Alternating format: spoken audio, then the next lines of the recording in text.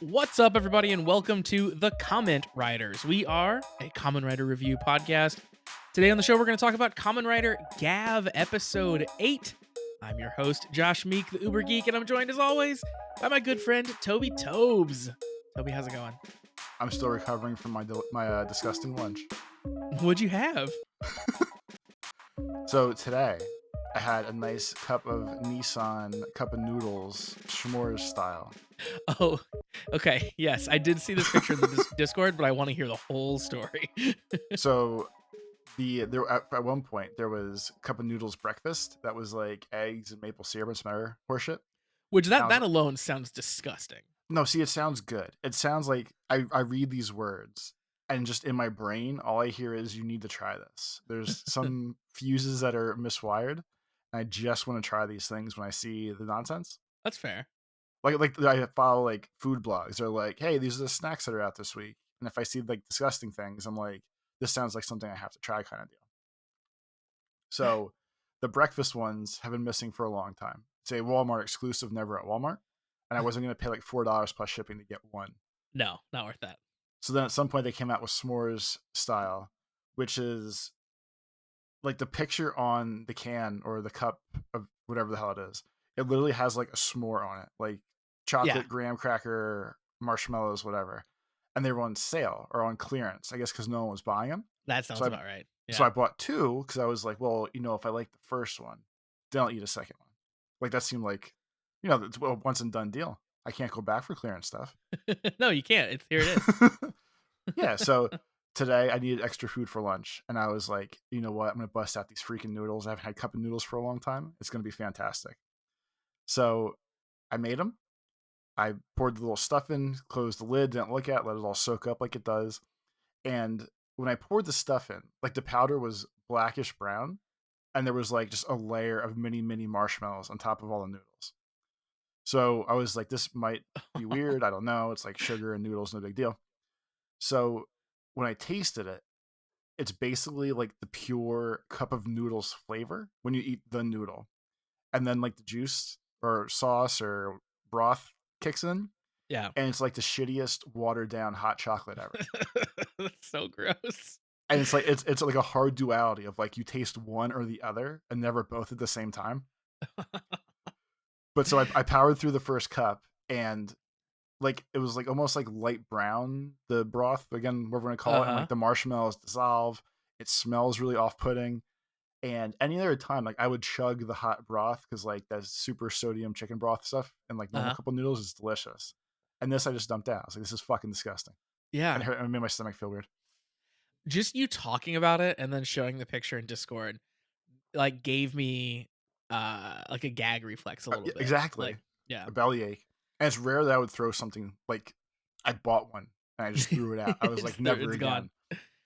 I had my first experience with like it wasn't cup noodle branded, but it was like cup of ramen style food. I'd never in my entire life tried them. And then I tried one the other day.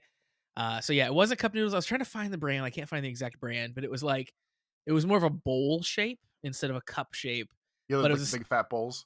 Yeah, exactly. Yeah, the big fat bowl, exact same process though. You just microwave or whatever. But it was like extra spicy. So it was like a super like hot fire version of this. I feel like there's like a specific brand that YouTube loved for a while where it's like Black Label spicy super hot ramen. Maybe. Yeah, maybe it was like whatever the label was, whatever the brand was, it was like very into how hot it was. Like that was the primary selling point. Was it Sam Yang? Did it have like an angry bird on it? Let me Google Sam Yang. Or is it Shin Black?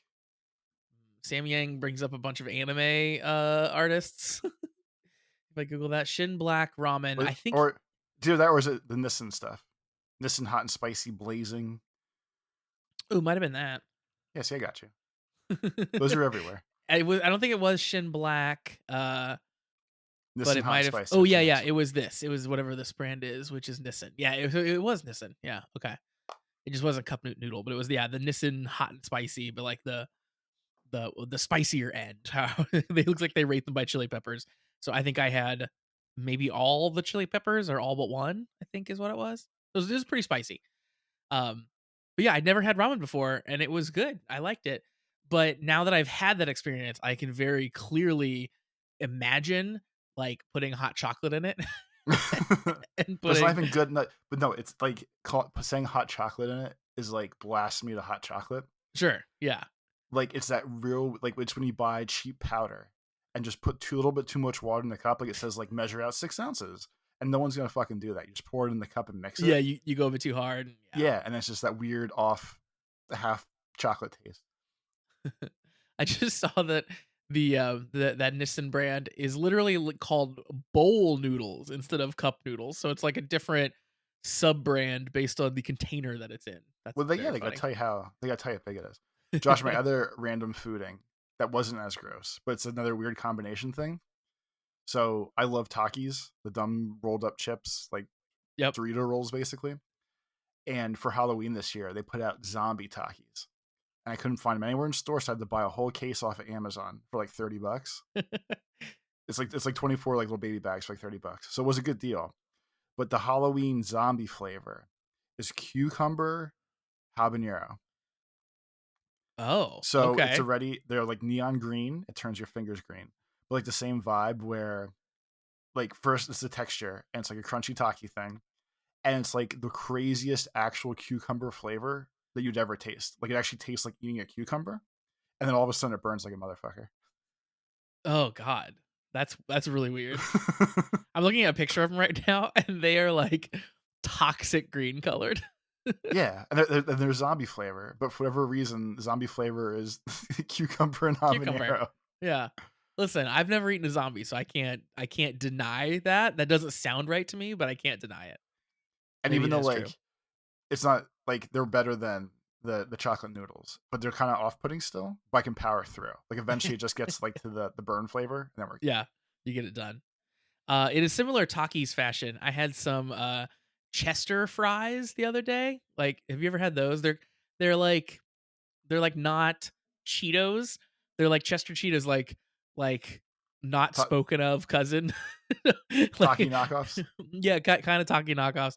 So yeah, again, not Cheetos, but Chester still sells them because they're Chester fries. So we had some of those, and they're like the flaming hot ones or whatever. And those are weird because yeah, like the consistency of them is really hard to describe, and you eat them and you're like, "I don't know what that was." Like, because it's, like, not crunchy, but it's not, like, so soft that it's, like, more of like a puffy or like a crunchy or like a, like a popcorn type of thing. So it's, like, somewhere weird in between that feels very, like, unnatural. And I like them, but it's a weird feeling when you eat them, and it's, like, a weird mouth feel. Um, and it makes sense why they're not as popular as Cheetos. I'll level with you. Like at some point, I don't know how it happened. I'm a Takis snob in like the sense of almost every brand has their own like rolled Yeah. Dorito vibe The now. and Like these Doritos aren't have rolled, to be clear. These are different than Takis, but they end up being like a long stick, like a Taki okay. is, basically. Yeah, but it's like there's like Doritos has I think they're called Dynamites. But I always say Dynamite because of Ice Age or one of those movies back in the day where the Yeah. little idiot squirrel mouse whatever was like Dynamite because he can't read dynamite. So I always call them Dynamites, and I really don't think that's right. But like it's the same chip basically, still rolled up with flavor. But Doritos must do it different for Doritos than they do for like whoever makes Takis, the Taki thing. And I really can't eat off-brand Takis. I'm pulling the snob card. I'm going like Wow. A tier or nothing. That is really snobby. That is very snobby of you. That's such a weird thing to be snobby about too. I Like shitty snacks. gotta I I gotta refuse I to do it. gotta put my foot down on something, man. This does make me picture you now as the horrible AI art that you sent me right before you started calling, which was uh a man at a fancy meal That's no eating. man. Well, I'm getting there. He, he's eating like a very fancy plate of food that's like one of those things where it's like barely any food on the plate, but it's like Amuse bouche. exactly. It's like a beautifully laid out. The man is he's wearing a red bow tie. He's dressed to the nines, except he's not a man at all, as you mentioned. He's the poop emoji. Why does this exist? Because over in patreon.com/the comment writers, we have a wild time while Toby's at work. And today we are enabling someone with their questionable cuisine skills. Hmm. And at some point, we decided that a good show name, if we were going to serve disgusting food, would literally just be called Eat Shit. That's good. And then the best thing I could come up with, like Google doesn't like when you use the bad words for AI, so I couldn't type shit. So I was like, how about the poop emoji eating? And it gave me this beautiful picture of a poop emoji dressed to the gills in a fine dining establishment. I think I've come around on AI because if it wasn't for AI, our lives wouldn't have been enriched by this image. If it wasn't for AI, I'd just be like, I'd be stuck to my bad photoshops over in our Discord. That's part of patreon.com/the comment writers, where for only $3 a month, Josh, you can get like 500 episodes of content, hours upon hours of mystery science theater 3000 style videos from us. You can be insulted in the Discord, which is a perk. I can call you a nightmare person, which everyone loves. And there's probably some even more perks I'm not thinking of right now. Yeah, the insulting is like that's included too. You don't have to That's pay extra free. for that. A lot of places you got to pay extra to get insulted at the level that we do it, but we toss it in for free here. Do you think we should work like a secondary tier of like pay to get insulted more or less? Yeah, definitely. Yeah, I think so. The- Which perk are we making people pay for? I like the idea. It feels more bullying if you have to pay to get insulted less.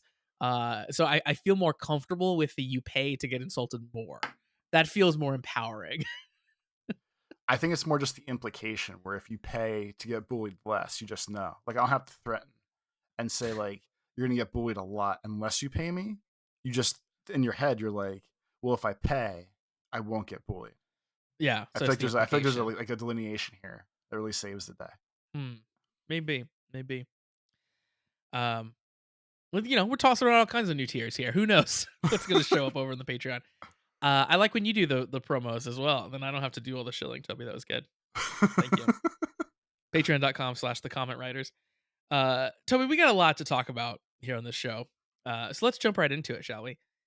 We are going to discuss Kamen Rider Gav, episode 8. We're blazing through these freaking episodes. At the rate of like one a week, it's going Yeah, like super fast. shockingly, one a week. Until Japanese golf happens or something, and then we slow down a little bit. Um, we almost got 2 a week for Gotchard, but then that ended up not happening. Remember there was Yeah, that whole I remember debacle. there was a lot of lies Yeah, a people got couple months mad. ago. There was some promises of time off, and I was never fulfilled. And That was the what last time I ever tried to really prepare for something, and then I was wrong. So I'll never do it again from here on out. this is why anytime I took a test in school, I called it going in fresh, and that just means I wouldn't study at all, and whatever happened happened. Yeah, exactly. Go with Seat of God. your pants, yeah. Going in fresh. Well, let's go in fresh and talk about Kamen Rider Gav episode 8 here. This is called Dual Chocolate, which is something. Like the both guys are chocolate now. We saw last time around, we ended the episode with Honto as Kamen Rider Valen, starting to battle one of the stomach family, Glotta. They were kind of gearing up for their little fight, and turns out she's real strong. We get to see a little bit. She's really like a boss. Yeah, holy crap.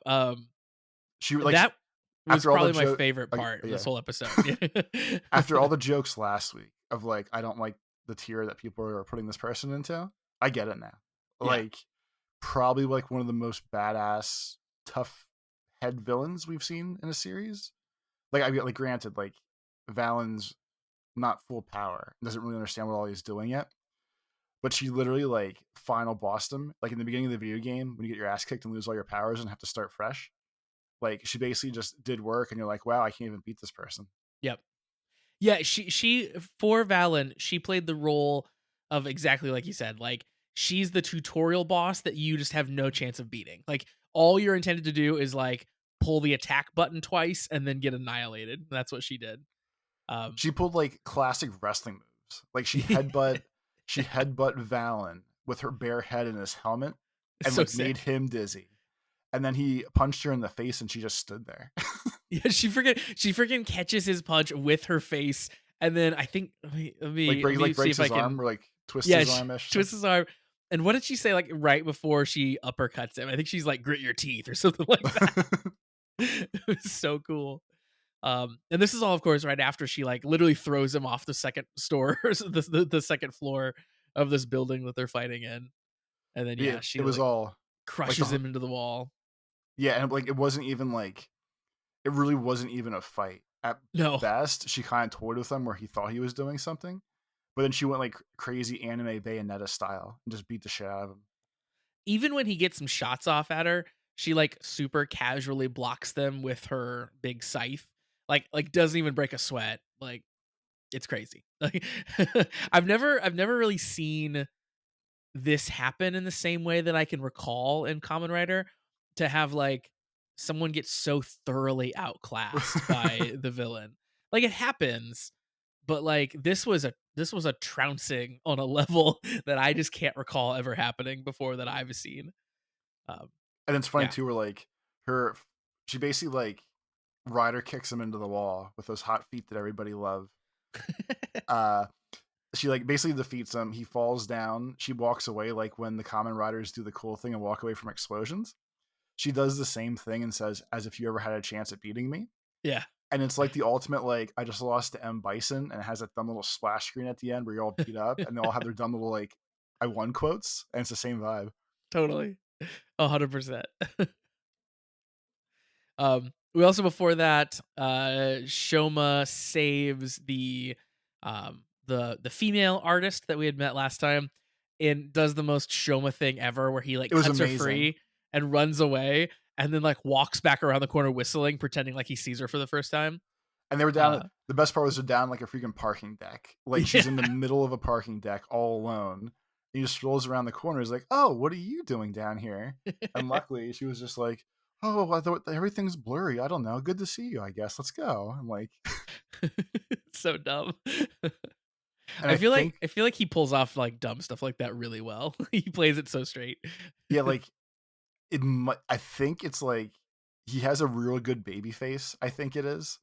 That all the times he plays silly and coy, it just works because it looks like that's the type of person he is. Yeah, 100%.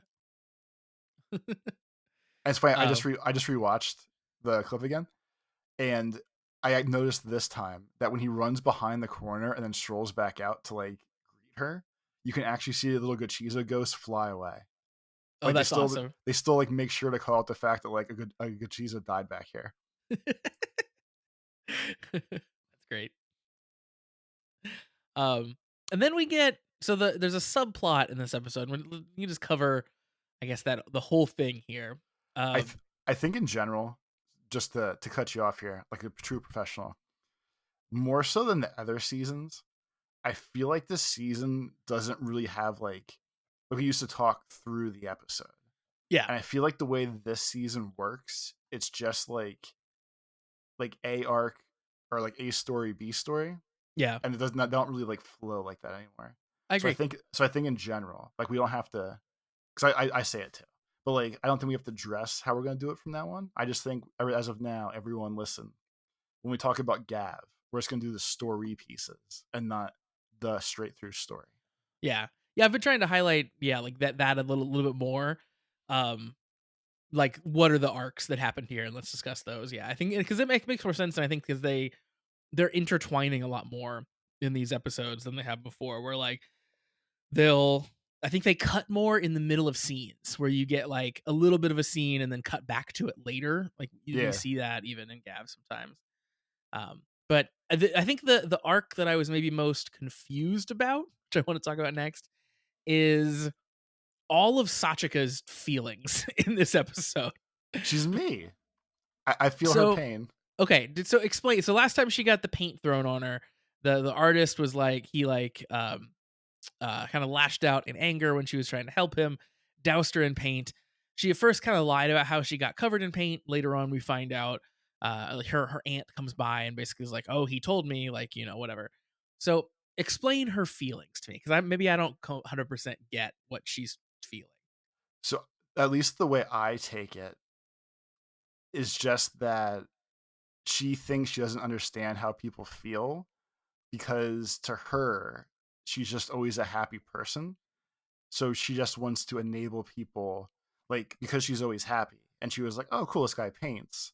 That her solution to the painting problem was just her walking up as like the Hodoro Keiwa person being like, oh, you paint good, that's awesome. And then like he caught her off guard when he was like, my paintings are fucking shit, and threw the paint on her because he can't control his temper. So I just feel like she doesn't understand that her empathy is being nice to everybody, Yeah. kind of deal. Because like I think like once her aunt or whatever was like, no, no, no, like you're upset for these people because you do get them and you do care. It's just that like the way that you show the way you care is no, we'll just be happy and power through this. Yeah, because she talks about later, like, it's that, but, like, kind of like, I haven't had enough experiences in life to understand what these people are going through. So, like, she feels guilty almost that she, like, hasn't had a harder time in life. And then her aunt kind of is like, "No, but, like, I know you have empathy because 'cause you're sad." I was like, "Oh, okay." Um, And as part of the fix, when they were like talking to her about it, because she was like, well, he did this, but I don't understand why. Like, maybe I just don't get it. Best part was Shoma was like, "You taught me how to make a book about the things I love, and we said we could do it yeah. together." And she was like, "I did do that," and that was like her like redeeming arc of I helped this little idiot figure out what sweets he likes. It had the vibe of, like, sometimes when you, like, have a kid or interact with kids, they will, like, try really hard to be included or, like, try to cheer you up about something, and they'll just be, like, completely off or completely wrong, but just the fact that they're trying to cheer you up or, like, trying to do a thing for you is, like, adorable, and you love it, and it still works even though it was, like, completely off base. It felt like that. I'm just like, "Listen, what you're saying doesn't make any sense here, but, like, the fact that you care about me enough to try to do this is very adorable." Yeah, so like I think that's just what it is. I like obviously like the painting guy couldn't control his rage at like everyone kept saying he stuff was shit. But she was like, in her mind, it was just like, oh no, you like doing this. Like, if I just tell you you're doing a good job, you'll just feel better because she doesn't like she doesn't she felt that because she doesn't understand the actual like artist struggle. Yeah. She was doing a bad job, but she wasn't. Yeah, people just tell If she me was a that. song lyric, Josh, she would Yeah. be, I'm sorry, I don't laugh at the right time. Okay, fair enough. But see, that's the thing is, like, would she be? Because that that lyric, I feel like, is a lot about, like, or that, Soupy in general, who wrote that lyric, it's a lot about, like, I have my own struggles that people don't understand. So it's almost like she's feeling like she can't relate to the character who would sing that line. You know what I mean? Like, "Oh, I don't have anything wrong with my life, so uh how can I possibly put myself in the shoes of someone who does have bad things going on?" I don't know. See, It's just I took it as like I take it, her and that as like super literal. Where like when I get nervous, I just laugh, but sure. it doesn't mean that's funny. I just laugh. Like that's just my tick, so to speak. But again, but to me, it's just like, well, if I laugh and it's happy, like we'll laugh it off. We'll forget. We'll Yeah. power through. So who knows? But Uh that's what I think her deal is. I had that experience as well, that tick as well. When you get nervous, you just start laugh hysterically. That was not good when I was a kid and was like in trouble or like someone was being stern with me because that's when I would get nervous and just start giggling uncontrollably. Not a good trait at that point. Eh, Speaking of Sachika, we get the trio basically together, which is exciting. So Hanto gets involved in his investigation of Granoots, and we get a cool scene where they are kind of all trying together to figure out how to expose this art dealer as a Granoot. And I loved that we finally had all three of the friends like together working on this Granoot problem. and even tied to that before the problem part, if I don't know how much longer it's gonna last, but having uh Hunty and Shoma do this thing where like they almost like with the way that it's edited, they kind of fade into the dark Yeah. brain world in and out of it as they're talking. Like that visually even makes it seem so much cooler than just them inner monologuing to themselves. Yeah. So even if we keep doing that, like again, like they have to figure out who's who at some point. But even now, like they're dancing around the "I'm a common writer, you're a common writer" thing even more than last week because like their conversations and their adventures this time are like, okay, today we both saw a monster together, Yeah. and we're both like, well, we both have to go henshin. And then they're both like, well, I don't want the other one to know that I'm going to henshin. So they both make their own fake stories to be able to run away, to come back together as like the same friends and not realize it. And like, it's a good duality. Like that, they're both doing the same thing and not noticing the other person's doing the same thing. I think is really funny. Yeah, they're so caught up in their own, I guess their own lie, in their own hiding of their own thing, that they're not recognizing the very obvious person in front of them who's doing the exact same thing. It's yeah, that's a really good thing. The whole like I'm going in my head to say something or my inner thoughts are gonna get exposed, the way they transition into that is so good. It's very anime like. Yeah. Um and in this episode especially, like, at one point, Shoma, like, takes a step past Hanto, and in the stepping past him, they transition into the inner dialogue, look. So it's a very smooth, cool thing where they didn't just cut to it, he did a cool, like, step transition into it.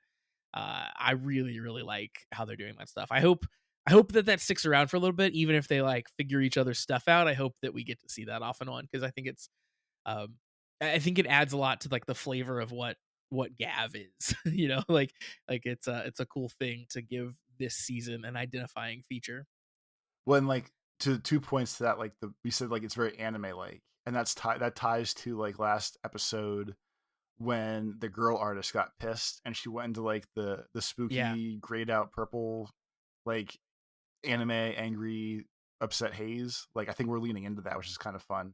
yeah, And it's funny with the monologuing where inevitably at the end of the episode, um they both guys talk about Sachika, and they both like basically say like, oh, she's a wild card, oh, we have to watch, she flies off the handle.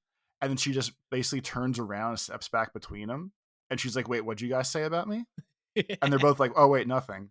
So now I'm curious if it's actually like pure inner monologue or if they're just actually mumbling to themselves. yeah. These two And we idiots are just don't just know. talking Yeah, themselves. like the whole time they're actually just like kind of talking like under their breath but out loud. But like her catching on both of them I think was really good, and her being like, no wait, seriously, what'd you guys say? Like I know it was about me, what'd you guys say? Yeah, I like that a lot. And it'd be so in character for both of them too if they were just mumbling to themselves, but then hadn't noticed that they're doing it. Uh, so kind of working backwards there from that moment. We do, they expose the art dealer because all Grenoots have a stomach. They spill a drink on him, and No, they, but it's so much more than that because the day started off with Valen saying like, no, the way we can find monsters and be sure is if they have stomachs on their bellies. And Sugar was like, yeah, that's how it works. Like all these people have like stomachs on their belly. We just have to yeah, figure it out if they have one or not. So Valen starts the day off by just ripping up Sugar's shirt real quick. yep.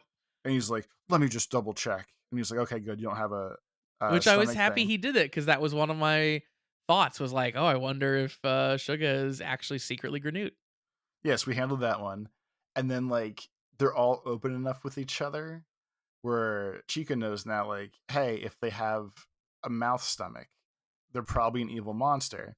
So like the three of them have like a party or like a sit down planning session before the monster fight That's where perfect. they're all talking about like, okay, so if they have a mouth stomach, they're bad, but how do we do this? And like she says like, well, we can't just rip their shirts off. That seems kind of creepy. And they all giggle about it. And I was like, that's hilarious. Like it's true. Like it is a plan, but that's obviously not something you can do that's socially acceptable. And then Shoma just goes, oh, I have an idea. And they hard cut back to the art dealer place. And he basically just throws tea on the guy. So he takes his shirt off and he's like, I knew you had a stomach mouth. And just goes from there. But like it was such good little like pieces of it the whole episode to the payoff of like well, we know to check stomachs. We know we can't just take people's clothes off of them. What's the last solution we have? And it was spill drink like a bumbling idiot. And Shoma's drink spill, if you watch it close, it's like it's so obvious. He does the fake trip, he throws the drink, and then he pretends like he's kind of still falling, but he just grabs the bottom of this guy's shirt and just goes up. Just like it's not a natural movement by any means. It's just like boop. And then he hits him with like the most like planned fake, like, oh no, it's a monster.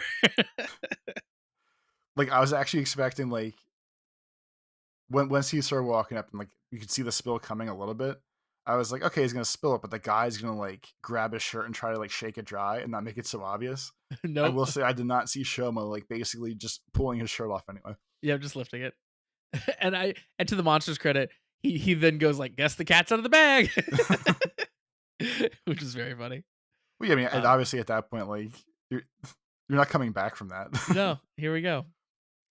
So and I feel like Sachika like really taking this all in stride, just learning things about these monsters and seeing one appear right before her. Like, she handles it pretty well.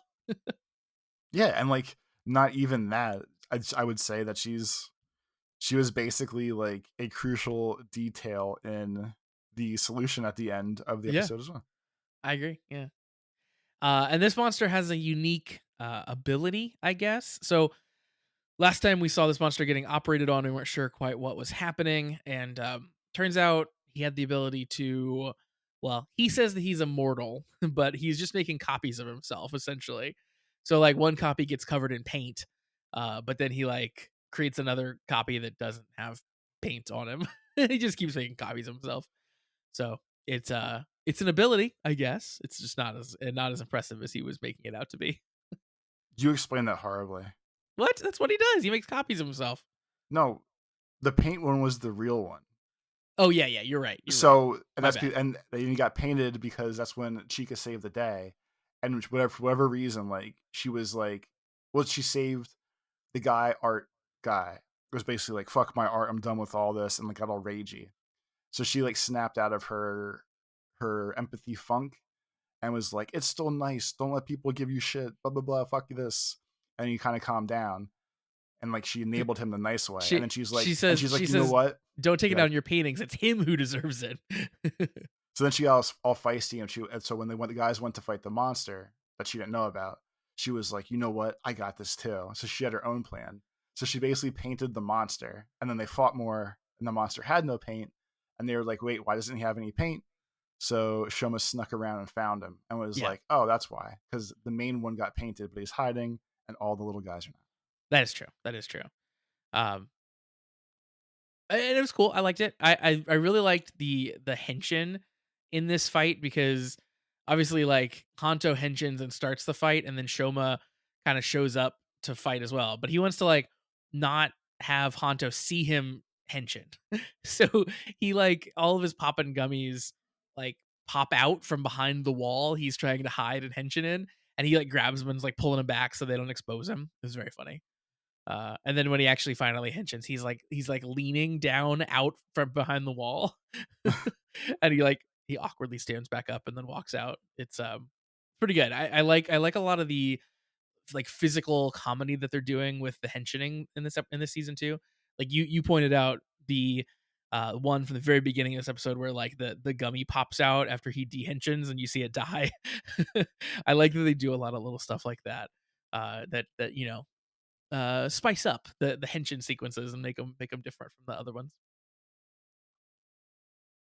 And I continue to really just like again the choreography of these fights continues to be top notch, and the physicality specifically of the person in the Gav suit I think is really good. Like super unique, super interesting.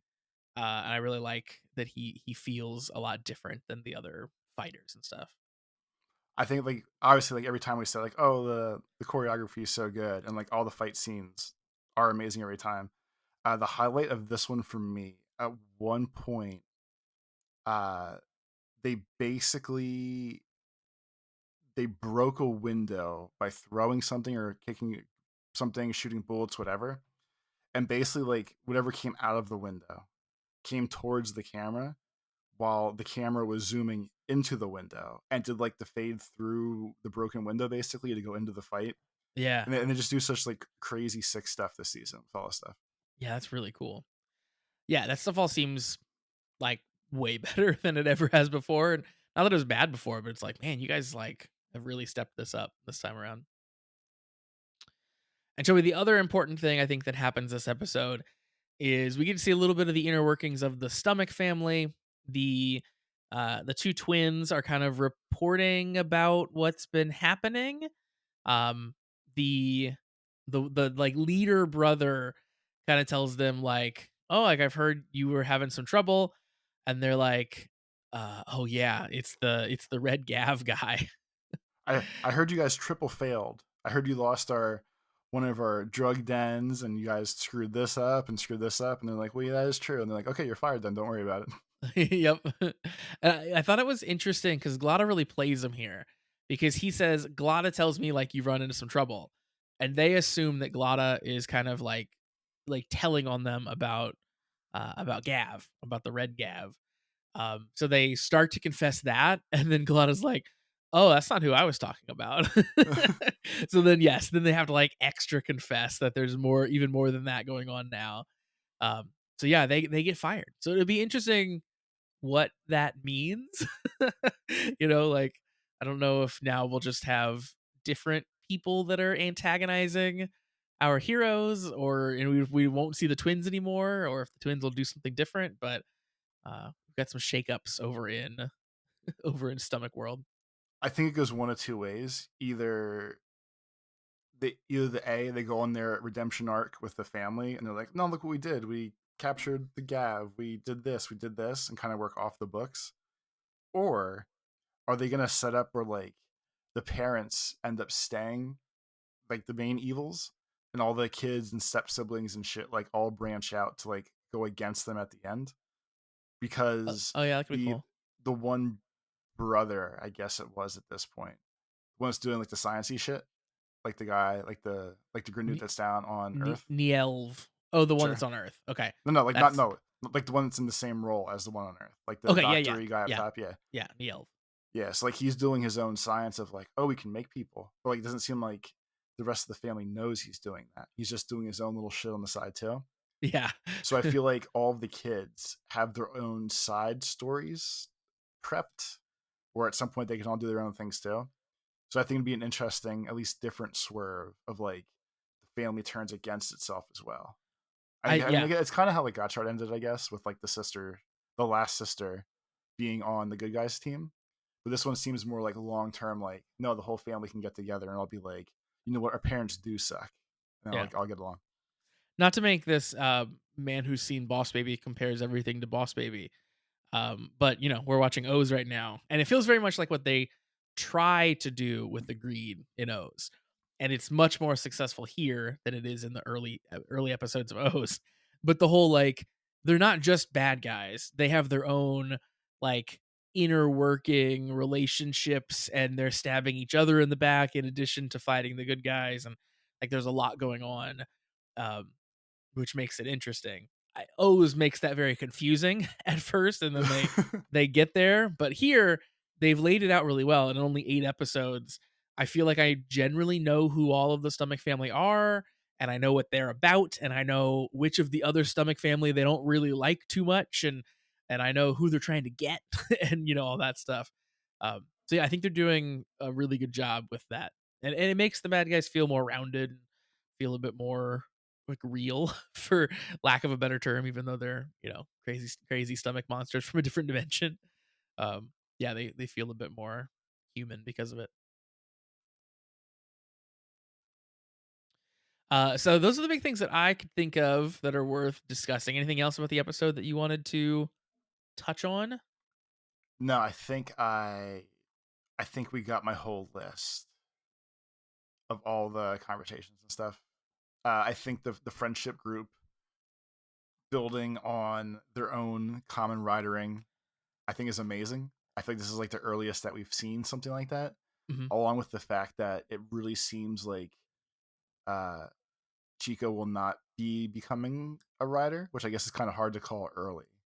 but she seems very solidly in like the I'm also the brains of the operation, like the human that Yeah. stays separate, which I think is cool. That it's actually like a true mixed group and not just all riders.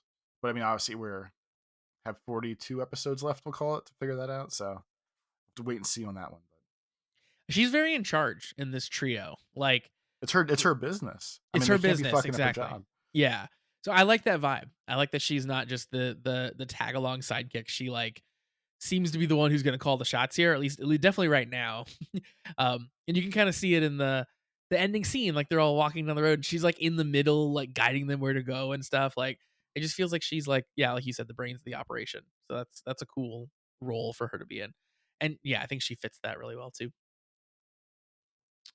So another fun episode there of Gav. Toby, you Everyone's just mentioned as fun as the last. indeed. Yeah, I'm really liking this season a lot so far. I didn't know what to expect going in. It was, it's like it's kind of a weird, um, unpredictable theme with being candy and stuff, but uh, it's been wild and crazy so far, and I've really enjoyed it. Of course, you mentioned the Patreon earlier, patreon.com/slash the comment writers. One thing you can do in the Patreon, Toby, is you can join the Discord and ask us questions. If you would like, we have an episode questions chat in the Discord.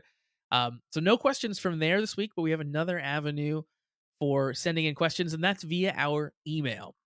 So that is cast@commonwritersucks.com. Once again, that is cast@commonwritersucks.com. If you would like to send us an email, emails can be about anything you want, on topic, off topic, whatever. Send those in. So we've got a couple emails. First one comes in from our friend Shade. Shade says double chocolate action. Hello, everyone. Lots of announcements were made this week, so let's just get right to it. Kamen Rider Gotchard's final stage just happened. Very emotional. And we got some announcements out of it. First off, they've announced a tie-in short film, Hopper One's Spring Vacation, for Kamen Rider Gotchard graduations. This sounds like to me, it says, Shade says this will focus on Hopper One and the other Kemi's life on New Earth. And the first thing I thought of was the short before the first Pokemon movie where Pikachu is just like hanging out doing his Pikachu life. Do you remember that? I vaguely remember that. Yeah. Looking it up to figure out what the name is. Maybe it's just called the Pikachu short. Yeah, I guess it doesn't have a specific Pikachu's Vacation, maybe. Anyway, yeah, I distinctly remember that. I'm just like, and shorts shot from the perspective of Pikachu. They don't have any like voiced lines or anything in them. That's what this reminds me of. Just like Hopper One bouncing around, going like Hopper, Hopper. um, so that sounds fun. I'd watch upwards of 5 minutes of that and see if it was interesting. I'm sure it all always has a chance. Yes, exactly. Shade goes on to say for the Toei Tokusatsu fan club, they've announced a web miniseries called The Abyssalisk Revelation Lachesis. So, a miniseries that will focus on Lachesis and her origin. The miniseries will also tell the story of Garion and the sisters before we meet them in the series, told through Lachesis' perspective, I'm guessing. So Uh my joke the other day, because huh. we saw it, was it's about Lachesis because the plot is a young singer who's up and coming and wants to take over the world as a singing superstar. Yeah. And all I could think of was, I mean, obviously, like we're working to people's strengths, but it's very convenient that they decide to make the backstory about the singer who's acted by the singer who's actually a singer. Like that's a So, perfect way to tie that in and just hammer home the fact that that girl actually sings in real life. well, and perfect for both of them, right? Because they get the character, they get someone who can actually sing for this character, and then she gets to like continue to promote her own singing and her music. you know, like she gets to continue to remind people that she sings, which is only good for her. Yeah, like it actually seems like of all, because we always joke. I think it was last week we had a big talk about how like once you're in the common rider world, you're always there, and like there's tons of movies once you quit. Like I think we said Geetz's actor had like 7 movies or roles since like that season was over, just because like he has to do the winter movie and the wrap up movie and the hey here's a throwback movie and shit like that. But like that's still just staying an actor and doing like your common rider thing. But she had like she's the first one I can think of that has like a job outside or like Yeah, a secondary career arc path, and actually like using the show to do it that way. I think is way more smart on her part than it is like them enabling it. So like, sure. I mean, like actually, like more power to her. Like, if they're gonna pay you to go act more and give you a story about like how your character wants to sing, like I'm sure she's gonna sing in the episode. Oh yeah, That's definitely. yeah. So like that's fantastic. Like Get that bag. it's a symbiotic relationship where they can both use each other instead of just the business using the worker. Yeah, I agree. Shade says, I think it's pretty cool they're doing this. I know it seems unnecessary, and technically it kind of is, but I Truth. like how they're giving actors more time to shine with their characters. It's not like this is the first time they've done something like this either, so I'm not too surprised by it. Finally, the last announcement on the Gotchard part, Lachesis and Spanner are hosting a podcast episode. Um, You'll hear them next week right here on the Comment Riders. Be sure yeah. to tune in. Tell your friends will be here for sure. It's starting Thursday, November 7th. They'll be the co-hosts of Gotcha Radio on Toei Tokusatsu's official YouTube channel. They're going to deliver behind-the-scenes stories that you can only hear here, such as emails from fans and guest talks. So, What's the station called? what's what? It's Gotcha Radio. That's a pretty good name. Yeah, it's I, not bad. we dropped the ball. Their logo is adorable too. It's like chibi versions of the two of them. It's awesome. Hey, that's what we I do. yeah, exactly. It sounds like from that it's like this is a recurring thing. It's not just like a random one-off. It sounds like maybe this is going to be a continuing series. That's pretty fun. Yeah. Shade says, anyway, let's get to some cool Gav info. In the show, the Gochizos are based on made up snack brands, but now we have our first Gochizo that's based on a real snack brand. It's based on a snack called Kiara Pocky Choco, which is a dinosaur cookie with with chocolate around it. The gimmick is you eat the chocolate around the cookie to excavate the fossils. It's cute. Um, yeah, I've It's seen these before. It's like the bones of a dinosaur, but it's encased in chocolate. it's Squid Um, Game. It's a Squid Game stupid cookie thing. no, it's not that. Yeah, I mean it's You don't exactly. suck the chocolate off the Squid Game thing first. You break the outside off to get the thing out. It, It's a little different than that. exactly the same thing. There's also a Mario one. That's fun. There's a six set of Mario, like Mario, Luigi, Toad, Yoshi. I'm looking at it right now as well, and I'm And really tempted to buy one. do you like suck their skin off and it's their bones underneath? No, it's not as dramatic as you're making it sound. It's I just was they are in the middle of the bar of chocolate, and you just eat around and break them out, much like the uh shapes in Squid Game and the sugar cookie game. now that I'm looking at the Pikachu one, it is the Squid Game Oh thing. You're yeah, totally right. exactly. All right. It's a little bit like the Squid Game thing, and by a little bit, I mean it's the Squid Game thing. Yeah. Uh, I want the one that is the Hello Kitty one. That's what I want. That one looks delicious. It's I don't know why it looks more appetizing to me than the others, but it does. Maybe I just want to eat the Hello Kitty characters. and see, it's great because especially because living in America, it's only $4 to buy it, and it's $12 to ship it. So that's like a steal upon itself. Yeah, let me look at the Mario ones real quick here. I haven't looked at those yet. The Mario ones are weirdly colored. I don't know about this. Why are they pink and brown? Because it's strawberry and chocolate, probably. I hate it. It's like the ice cream, Neapolitan. It's Neapolitan ice cream, but cookie. I want to get some of these. I need to go to the local Japanese grocery store and see if I can get some. Cuz they That's gonna be our next mission. We're all gonna get Squid Game chocolate bars with Mario's. yeah, I'm down. Let's do it. Uh So anyway, the nougat cheese is based off of one you say. yeah, no, I'm lost down this rabbit hole now. I'm trying to get you out. I'm trying to pull you out. I would nicely remind you what we're talking about. So yeah, so there's a Gochizo that's based on that has the little dinosaur like on its forehead and it's got crazy dino teeth and it's cute.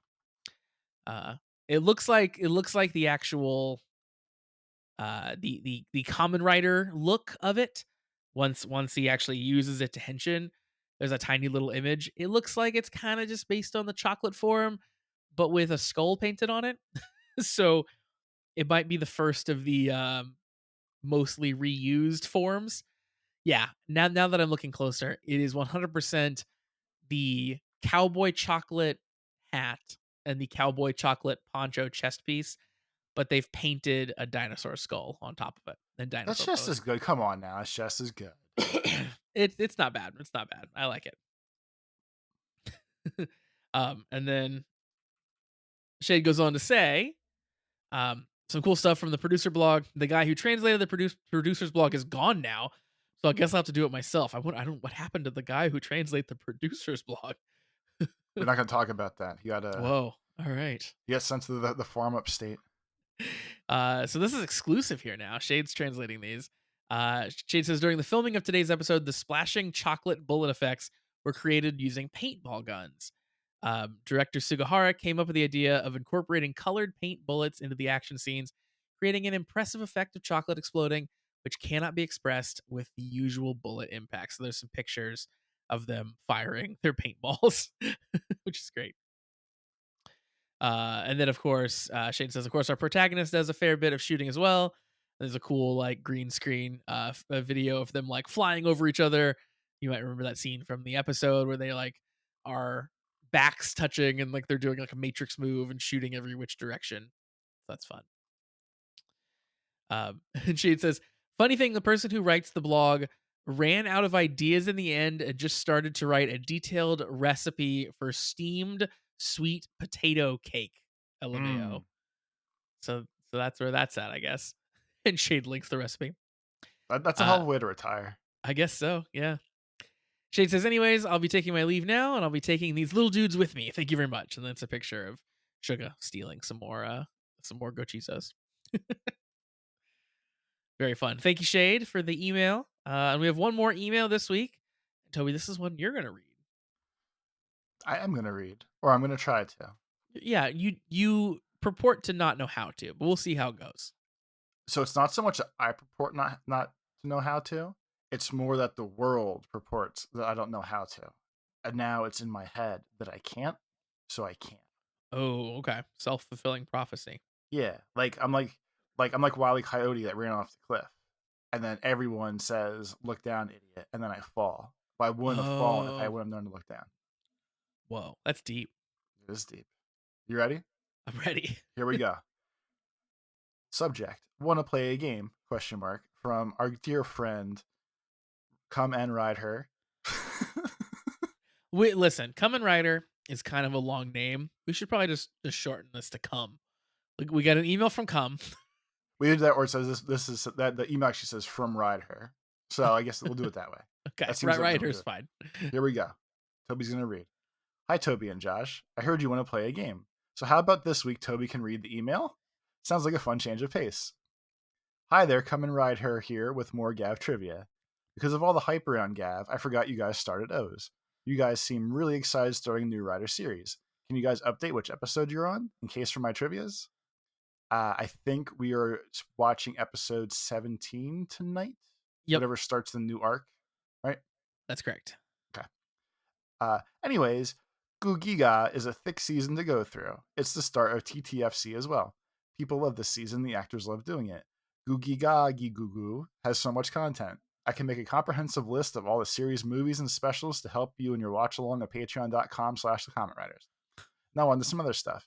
To answer some of your questions from the other videos, if Buffa was always meant to use Hopper, was he always meant to be Kawaii Desu? Well, not exactly. Well, choking hazards are designed that way. It's up to the comment writers to decide to go that direction or not. They could deliver Misfit Market directly to Shoma if they wanted to progress the plot. What's happening right now? What I am reading word for word. I have not fucked up one word yet. I am reading word for word. this email's a fever dream. Go on. It's trying to embarrass me.